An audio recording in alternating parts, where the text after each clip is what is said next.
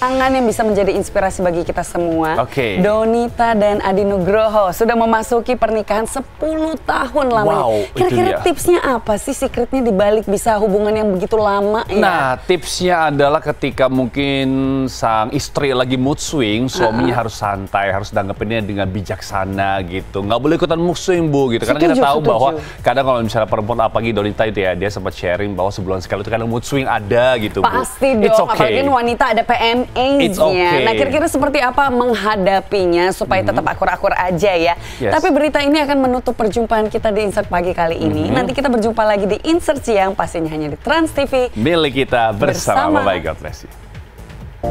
Kalau muka aku udah tua begini, kira-kira masih cocok nggak ya? Cocok lah, kamu kan suaminya aku. Maksudnya masih cocok nggak buat yoga menjali? Usia pernikahan melewati 1 dekade, membawa Mahligai rumah tangga Adi Nugroho dan pesinetron Donita kian kompak serta romantis. 2 orang anak yang tampan dan lucu juga menjadi berkat yang selalu menghadirkan bahagia. Tapi bukan berarti pernikahan yang telah dilewati Adi Nugroho dan Donita berjalan tanpa riak. Terkadang hanya karena faktor mood, gesekan kecil hingga besar pun kerap terjadi. Apalagi ketika Donita sebagai perempuan mengalami siklus tamu bulanan yang membuat mood jadi swing. Pada konteks inilah, Adi Nugroho sebut Donita kerap suka mengundang masalah. Secara natural, naturalisasi bola dong. secara naluriah pasti perempuan lah.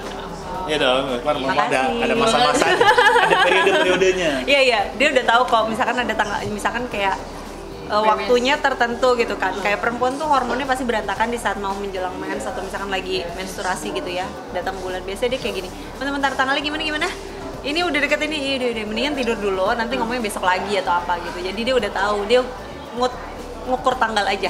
Yang harusnya nggak baik, maksudnya kalau normalnya mungkin biasa aja, tapi kayak jadi lebih ribet aja gitu.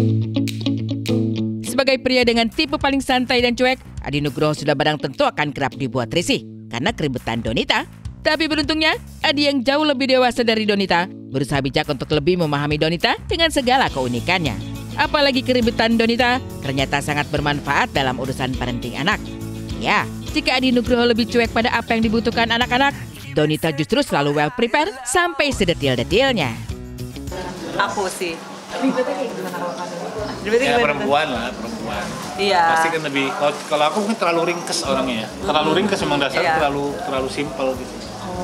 Jadi mungkin karena aku terlalu simpel, jadi pasti sama yang agak ribet dikit, pasti juga kesannya kayak ribet banget gitu.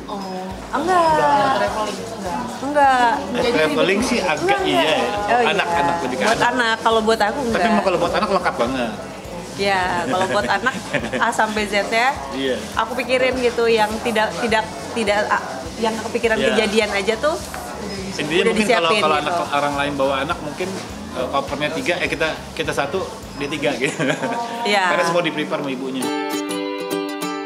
Dalam urusan parenting anak, Adi Nugroho dan Donita pun mengaku tidak selalu satu frekuensi. Kerap keduanya berbeda pandangan dan cara mendidik, tapi satu hal yang sangat positif adalah perbedaan yang ada sedapat mungkin tidak diperdebatkan di hadapan anak-anak. Adi dan Donita tidak mau menjadikan kedua putra mereka kebingungan, pun memberikan contoh yang baik di hadapan anak-anak. Kita ngobrol gitu, maksudnya kan kalau misalnya urusan anak ini kenapa ya, kayak pertimbangan nanti kan punya pendapat, ya cari tengahnya aja.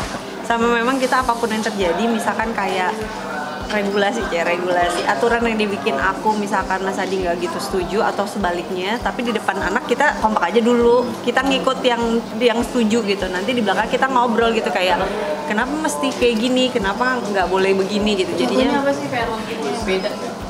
Apa ya, dia tuh orangnya santai banget gitu, kayak jam tidur menurut dia tuh ya bisa lah kayak lagi libur gitu. Juga. Lagi libur misalnya hari biasa jam 8 kurang malam ya, tidur. jam 8 tidur. Ini misalnya kalau bapaknya kan harus 10 udah lah kayak gitu. Kayak gitu. Terus kenapa pertimbangannya kenapa mesti jam 8? Karena menurut aku yang namanya disiplin itu emang harus diterapin dari kecil. Pada akhirnya, rahasia dari langgengnya biduk rumah tangga Adi Nugroho dan Donita adalah saling mengerti dan memahami, menjaga komunikasi, dan saling mendukung satu sama lainnya. Bila ada percikan api perselisihan karena salah satunya berusaha menonjolkan ego, maka yang lainnya harus berani mengalah demi menjadikan rumah tangga selalu adem ayem dan dijauhkan dari badai perceraian. Ya harus banyak saling mengerti, saling mengalah, komunikasi itu aja sih. Ya, saling dukung, saling ngalah. Enggak sih dia sih. Menyesuaikan aja. Iya, menyesuaikan. Enggak ada, kita cinta damai. Iya beneran, Mbak.